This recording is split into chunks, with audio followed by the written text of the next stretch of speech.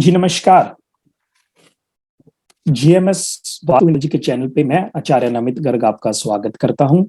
जैसा कि आप सभी को पता है कि हमने एक बेसिक वास्तु की सीरीज शुरू करी है, जिसका मेन उद्देश्य जो है वो आपको वास्तु के बारे में जानकारी देना है।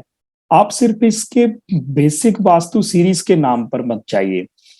जैसा ही आप बेसिक वास्तु को धीरे धीरे कवर कर लेंगे तो मैं इसको आगे भी इलैबोरेट करूंगा।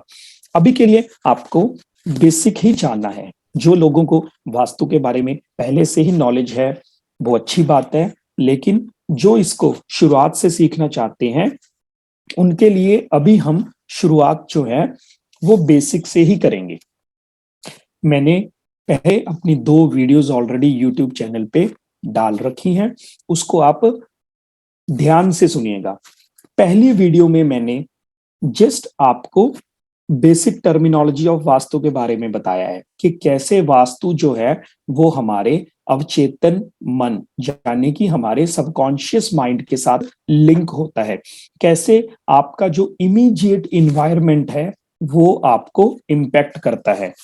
अब जो पहली उसमें ही मैंने डायरेक्शंस के बारे में डिटेल में बताया है कि जो डायरेक्शंस हैं, जो वास्तु में हम दिशाओं पे मेनली बात करते हैं, जैसे नॉर्थ, ईस्ट, साउथ, वेस्ट। उसके बाद आगे जब हम डिटेलिंग करते हैं तो हमारे पास जो है वो 16 जोन सामने आते हैं।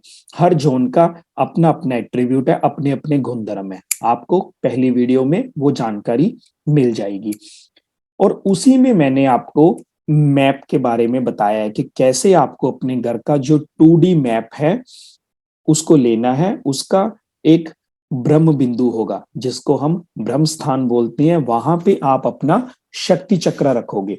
शक्ति चक्र क्या है? हमारा एक गोल सर्कल है जिसको हमने 16 जोन में डिवाइड किया हुआ है। अब उसी पे हमारे कुछ ना कुछ एट्रीब्यूट्स जो कॉरेस्पॉन्डिंग जोन्स के हैं उस शक्ति चक्र पे मेंशन होंगे। अब अगर आपको सेंटर निकालने में कोई दिक्कत आ रही है तो मैंने डिस्क्रिप्शन बॉक्स में how to find out centre for any kind of plot, चाहे आपका प्लॉट वो स्क्वायर में हो, रेक्टेंगल फॉर्म में हो, चाहे कैसी भी शेप में हो, तो उसका एक अलग से वीडियो बनाया हुआ है, उसका लिंक मैंने डाल रखा है। डिग्री लेनी आपको आती ही होगी, अगर नहीं भी आती तो घबराइएगा मत, उसकी भी मैंने डिस्क्रिप्शन में अलग से लिंक डाल रखी है। और गूगल अर्थ से कैसे डिग्री लेते हैं उसके बारे में भी बताया है।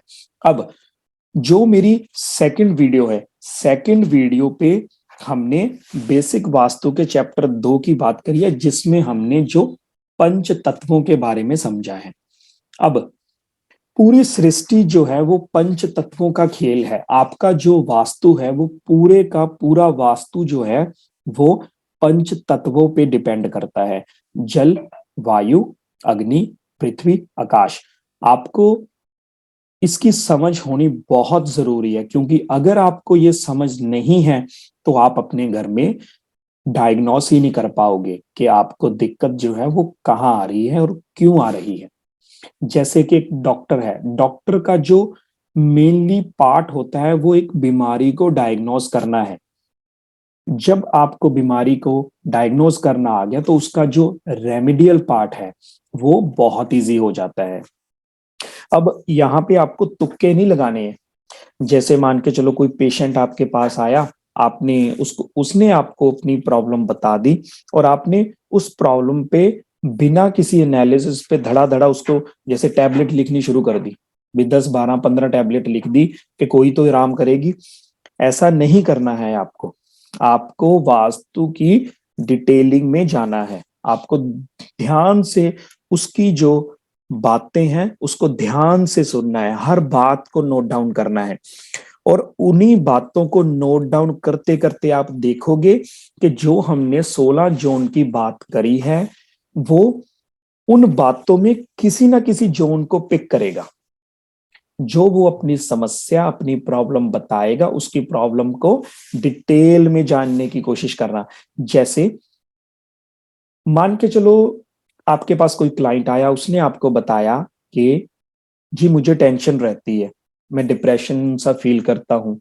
तो कई लोग, कई वास्तु वाले क्या करते हैं, जैसे उसने बोला कि जी मेरे को डिप्रेशन सा फील होता है, टेंशन सी रहती है, तो आपने फटाफट नक्शा उठाया, शक्ति चक्र रखा, और जैसे ही डिग्री आपको मालूम हुई, डिग्री के कॉरेस्पॉन्डिंग आपने शक्ति चक्र घुमा के कॉरेस्पॉन्डिंग क्या किया, जोन्स निकालने शुरू कर दिए। अब उसने बोला कि मेरे को डिप्रेशन है या फिर टेंशन रहती है, तो आप क्या करते हो, WNW जाने की डिटॉक्सिफिकेशन एंड डिप्रेशन वाला जोन पिक करा और उसमें प्रॉब्लम ढूंढने लग जाते हो।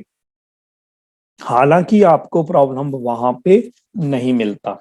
फिर आप क्या करते हो, फोर्सफुली वहां पे जो एक्टिविटी हो रही है, जो ऑब्जेक्ट वहां पे पड़े हैं, जो यूटिलिटी, जो यूटिलाइजेशन की चीजें वहां पे पड़ी हैं, आप खामखा उनमें गलती निकालना शुरू कर देते हो। ऐसा आपको बिल्कुल भी नहीं करना है। अगर वो आपको ये बता रहा है कि मुझे डिप्रेशन है, मुझे टेंशन है, तो आपको उसका नजरिया जानना है कि जी भाई साहब या बहन, आपको ये प्रॉब्लम क्यों है, किस चीज का आप डिप्रेशन फील करते हो। तो कई बार हमने देखा कि जैसे किसी बंदे ने आपको बता दिया कि मुझे डिप्रेशन है, टेंशन है, जब आप उसके साथ डिटेलिंग में बात करोगे तो वो आपको बताएगा कि जी मेन बात ये है कि बच्चे पढ़ते नहीं है, बच्चे में मेरी बात नहीं सुनते, समझते नहीं, पढ़ते नहीं, ध्यान नहीं देते। तो अल्टीमेटली क्या है, बच्चों की पढ़ाई की वजह से उसे टेंशन हो रहा है, दिक्कत आ रही है। तो बच्चों की पढ़ाई का जोन कौन सा है, मैं उम्मीद करता हूं कि अब ऑरली आपको याद होगा कि आपका कौन सा जोन कौन से गुणधर्म को लिए बैठा है।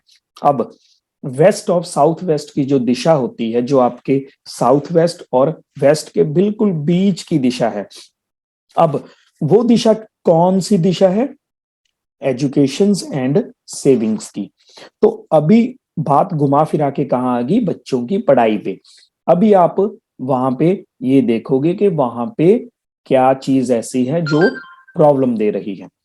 अब वहां पे अब आपको कैसे पता चलेगा कि क्या चीज है जो आपको प्रॉब्लम दे रही है, तो उसके लिए आपको तत्वों की नॉलेज होनी बहुत जरूरी है।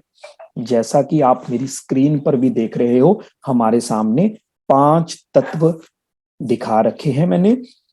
इसको अभी के लिए ब्रीफ में मैं दोबारा एक्सप्लेन करता हूं।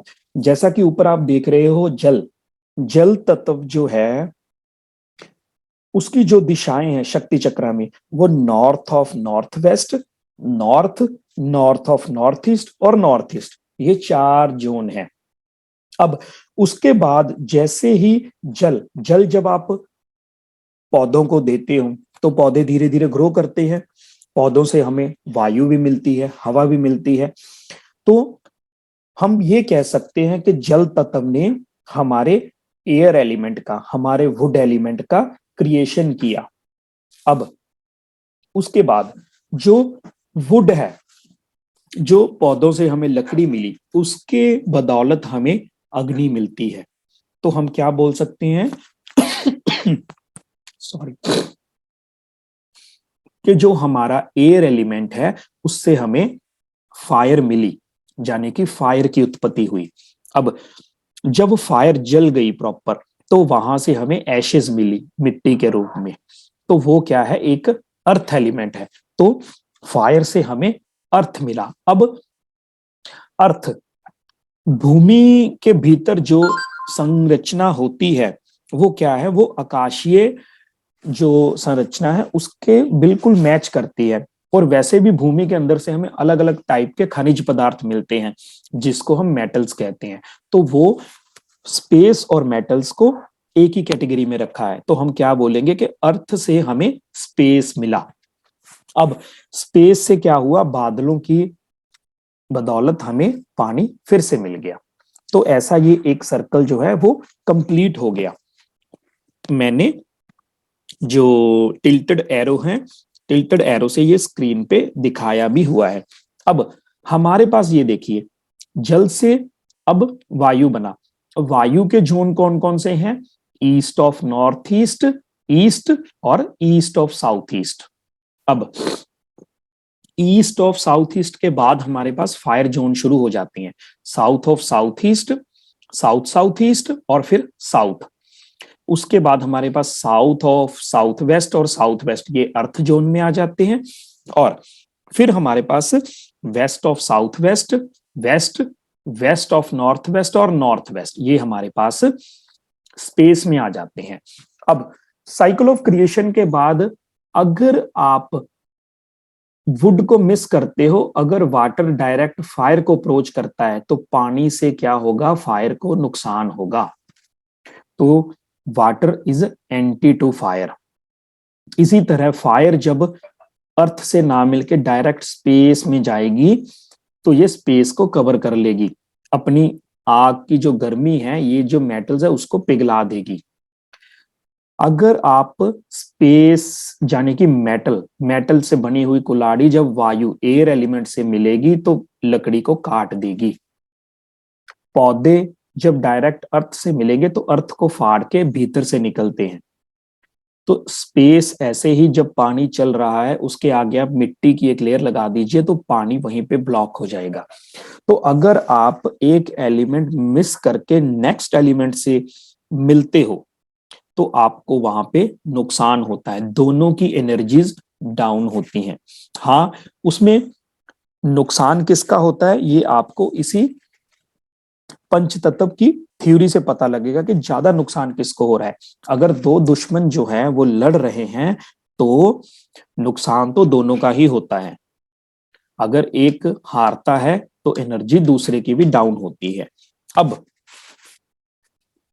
आप देखिए, हम अपनी क्वेरी पे थे कि जी बच्चों को पढ़ाई से रिलेटेड दिक्कत आ रही है। तो अब आप उनसे बात करेंगे कि हाँ जी बच्चों को पढ़ाई से रिलेटेड क्या आ रहा है, भी क्या इशू उन्हें फेस हो रहा है। तो मान के चलिए वो बोलते हैं कि जी बच्चे आग बबूला हो जाते हैं। जब भी बच्चों को हम पढ़ने के लिए बोलते हैं तो वो तिलमिला उठते हैं, आग बबूला हो जाते हैं, भटक उठते हैं, गुस्सा करते हैं। तो इट मीन्स क्या है, बच्चे में गुस्सा है पढ़ाई को लेकर। तो गुस्सा जो है यानी कि आग बबूला, आप उसके शब्दों को पकड़ने की कोशिश करिए। तो इट मीन्स वो क्या बोल रहा है कि बच्चे जो है एक फायरी रूप ले रहे हैं वहां पे। तो इट मीन्स अब वेस्ट ऑफ साउथ वेस्ट किस तत्व का वो है, स्पेस का। स्पेस में फायर जब आएगी तो क्या होगा,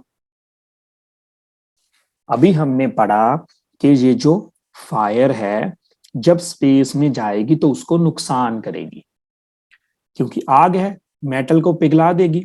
तो it means definitely west of south west में फायर का कोई ना कोई सिस्टम होगा जिसकी वजह से स्पेस में फायर आ गया और स्पेस डिस्टर्ब हो गया। स्पेस डिस्टर्ब होने की वजह से वेस्ट ऑफ साउथ वेस्ट का जो जोन है वो डिस्टर्ब हो गया। अगर वो डिस्टर्ब हो गया तो वो सिम्टम्स जो है वो मानसिक रूप से घटित होगा उस घर में रहने वाले बच्चों के दिमाग पे, और वो गुस्सा करेंगे, आग बबूला होंगे, भड़केंगे जब आप उनको पढ़ाई के लिए बोलोगे। अब फायर वहां पे कैसे आ गया, ऐसा तो नहीं है कि वहां पे आग जल रही है। तो अब इसको आप कैसे देखोगे, तो आप मैं आपको नोट डाउन करवा दूंगा कुछ चीजें, कुछ ऑब्जेक्ट, कुछ एलिमेंट के कैसे ये किन किन को मोटे तौर पे किस तत्व से लिंक करते हैं, ताकि आपको थोड़ी सी आसानी हो जाए प्रॉब्लम फाइंड आउट करने में। अब फायर जो है इसकी जो शेप है वो ट्रायंगुलर है। ट्रायंगल की जो शेप है वो फायर की मानी जाती है। लाल रंग फायर का माना जाता है, और जो कॉपर की मेटल है वो भी फायर की मानी जाती है। लाल रंग मतलब कि लाल रंग फैमिली का कोई भी कलर, चाहे वो ऑरेंज टोन में हो, पिंक टोन में हो, रेड टोन में हो। हाँ, पिंक उसकी एक डिल्यूट फॉर्म कह सकते हो। अब वेस्ट ऑफ साउथ वेस्ट में अगर आपके बच्चों का बेडरूम है, अगर उनका स्टडी रूम वहां पे पड़ा है, वहां पे अगर आपका रेड कलर आ गया, कॉपर मेटल से रिलेटेड वहां पे कुछ ना कुछ आ गया, वहां पे ट्रायंगल की शेप में कुछ आ गया, उस रूम में सपोज कर्टन है, इंटीरियर ऑफ रूम है, वो रेड कलर या ऑरेंज कलर या पिंक टोन में हुआ, तो वहां पे फायर एलिमेंट की मौजूदगी आ गई, तो उसकी वजह से आपको प्रॉब्लम आएगी। अब हो सकता है आपकी किचन वहां पे हो, तो किचन में तो हमारा चूल्हा जलता ही है, तो ये भी एक कारण हो सकता है। अगर सर्दियों का मौसम है, अगर आप वहां पे कोई ऐसा हीटिंग अप्लायंस यूज करते हो, हीटर परमानेंटली आपका चल रहा है, या फिर आपका कोई ऐसा काम है कि आप घर के उस जोन में कोई आग से रिलेटेड एक्टिविटी कर रहे हो, तो फायर एलिमेंट की वहां पे मौजूदगी जो है वो आपको वहां पे डिस्टरबेंस देगी। तो अभी आपको ये एग्जाम्पल के थ्रू मैंने समझाने की कोशिश करी है कि कैसे जब एक तत्व एक अपने नेक्स्ट तत्व को छोड़ के उससे नेक्स्ट से मिलता है, तो कैसे उन दोनों की जो आपसी दुश्मनी है वो हमें नुकसान करती है। अब ऐसे ही मान के चलो पानी है, वो पानी वायु से ना मिलते हुए डायरेक्ट फायर से मिलता है। अब फायर के जोन कौन से हैं? South east, south south east, south, ये तीन जोन जो हैं वो फायर के जोन हैं। अब साउथ एट्रीब्यूट्स है वो भी आपको पता है, साउथ ऑफ सन है और साउथ के भी पता है। जो साउथ ईस्ट है वो क्या है? कैश फ्लो की दिशा है, लिक्विडिटी ऑफ कैश है। और जो साउथ ऑफ साउथ ईस्ट है वो आपकी पावर, आपके कॉन्फिडेंस का जोन है। और जो साउथ है वो आपकी नेम, फेम, आपकी रिलैक्सेशन की दिशा है। अब वहां पे कोई पानी का सोर्स आ गया, आपकी पानी की मोटर वहां पे लगी है, आपका अंडरग्राउंड मोटर का जो सिस्टम है, जो जेट पंप आजकल घरों में लग रही हैं वो वहां पे है, कोई अंडरग्राउंड पानी का टैंक है। अब पानी का कलर कौन सा है? नीला रंग होता है। जैसे नॉर्मल सी बात है कि पानी का रंग नीला होता है, और जब अगर आप समुद्र को अंधेरे में देखोगे तो वो ब्लैकिश दिखेगा, मतलब रिफ्लेक्शन पड़ती है। तो हम वास्तु में नीले और काले रंग को पानी से लिंक करते हैं। तो अगर वहां पे नीले रंग का या फिर काले रंग का कुछ ना कुछ south east, south south east और साउथ में आ गया, तो मीन्स के पानी की प्रेजेंस वहां पे आ गई। अब इसकी जो शेप है वो वेवी शेप होती है। अगर वेवी शेप आपके उन तीनों जोन में आ गई तो भी दिक्कत है। अब जो मेटल लिंक होती है वो एल्यूमिनियम मानते हैं, एल्यूमिनियम या फिर सिल्वर, या एल्यूमिनियम और सिल्वर का अगर आपके फायर जोन में कुछ ना कुछ आ गया तो भी पानी की प्रेजेंस वहां पे होगी। तो अब आपको आ रही जो समस्या है उसको ध्यान से समझिएगा, जो आपका क्लाइंट आपको समस्या बता रहा है उसको भी ध्यान से समझिएगा, और फिर लिंक करिएगा कि ये समस्या किस जोन से आ रही है, और उस जोन में जो वो समस्या बोलेगी वो अपना एक एलिमेंट पक्का ही बोलेगा। तो आप लिंक करना है कि कैसे जब पानी फायर जोन में आया, तो अगर पानी की प्रेजेंस बहुत ज्यादा हुई तो वो आग को बुझाने की कोशिश करेगा। अगर आग वहां पे बुझनी शुरू हो गई, मींस के आग की एनर्जी पावर कम हो गई, तो कॉरेस्पॉन्डिंग जोन से आपको समस्या आनी शुरू हो जाएगी। पुराने टाइम पे आग का प्रयोग हम अपनी डिफेंस के लिए यूज करते थे, जंगली जानवरों से बचने के लिए। तो आज के टाइम पे अगर आप देखो तो आपको बचाता कौन है? पैसा। क्योंकि ऐसा माना जाता है कि अगर आपके पास पैसा है तो आप सेफ एंड सिक्योर हैं। इसीलिए पूरी दुनिया सेफ एंड सिक्योर होने के लिए पैसे के पीछे भाग रही है। अब अगर आपका पानी आपके फायर जोन में आ गया तो कहीं ना कहीं आपके घर में फायर की कमजोरी होगी, तो आपके पास पैसे की दिक्कत आएगी ही आएगी, आपको सेफ्टी इशू रहेंगे ही रहेंगे, आपकी सिक्योरिटी ब्रीच होगी ही होगी। उसका मतलब है, इसीलिए बोला जाता है कि जब साउथ ईस्ट में कोई डिसबैलेंस होता है तो एक्सीडेंट होने की संभावना होती है, नुकसान होने की संभावना होती है, आग से रिलेटेड कुछ घटनाएं हो जाती हैं। साउथ ऑफ साउथ ईस्ट में ऐसा कुछ होया तो आपको वो पावर, वो कॉन्फिडेंस ही नहीं आएगा काम करने का। साउथ में आ गया तो साउथ जो है एक फेम की दिशा है। आप जितनी मर्जी मेहनत कर लेना, जितना मर्जी अपना अपना फोकस, अपनी एनर्जी लगा देना, वो आपको नेम, वो फेम में कमी महसूस होगी ही होगी। क्योंकि पानी जब डायरेक्ट फायर से मिलेगा तो उसको नुकसान करेगा। हाँ, पानी जब फायर से मिलेगा तो ऐसा नहीं अकेले आग को नुकसान होगा, पानी भी कमजोर होगा।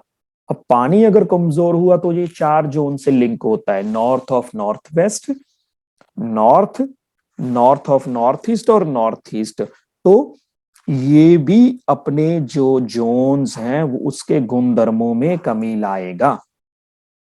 आपको अट्रैक्शन से रिलेटेड, अगर आपके कोई फैक्ट्री है, कोई ऑफिस है, तो जो सर्विस, जो प्रोडक्ट आप दुनिया को दे रहे हो, उसमें लोगों का अट्रैक्शन कम होगा, आपको अपॉर्चुनिटी कम आएंगी, हेल्थ से रिलेटेड इश्यूज आ सकते हैं, या हो सकता है आपको माइंड से रिलेटेड, आपको विजन ना क्लियर मिले, आपकी सोचने समझने की शक्ति उतनी तरीके से काम ना कर पाए, क्योंकि आपका पानी फायर से मिलके कमजोर हो चुका है।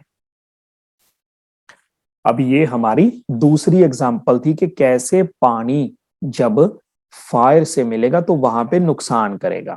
अब इससे उल्टा, अगर फायर जो है वो पानी की उसमें चली जाए, मान के चलो आपके नॉर्थ ऑफ नॉर्थ वेस्ट से नॉर्थ ईस्ट के पानी का जोन है, वहां पे फायर चली जाए, तो उससे क्या होगा?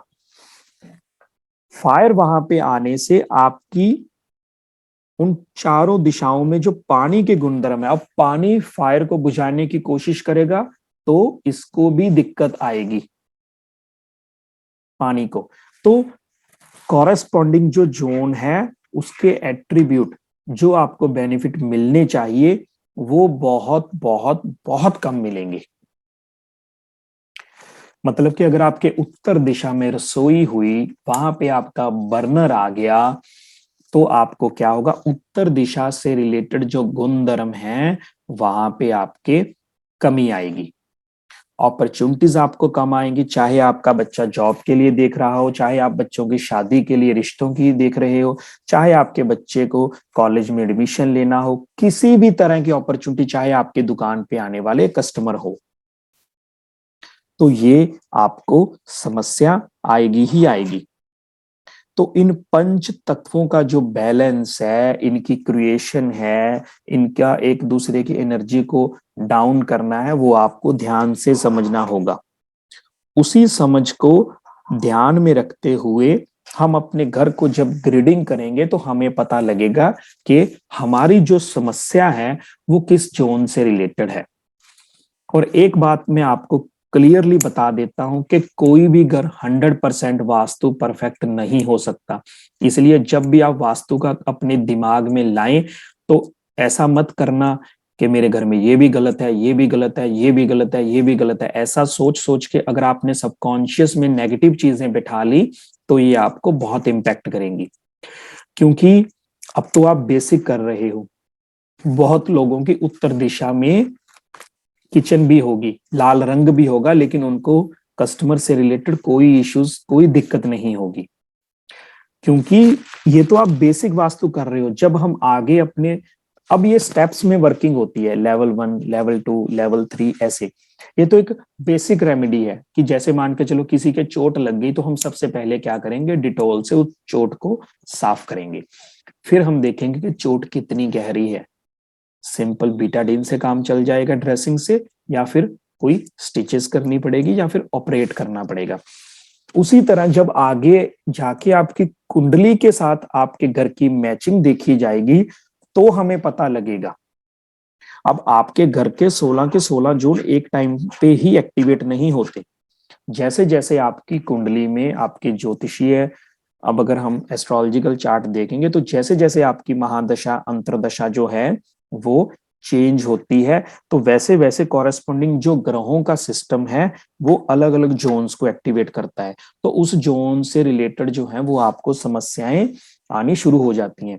इसीलिए आपने नोट किया होगा, कभी तो आपको वो समस्या आ रही होती है, तो कभी नेक्स्ट कुछ टाइम के लिए वो समस्या नहीं आ रही होती।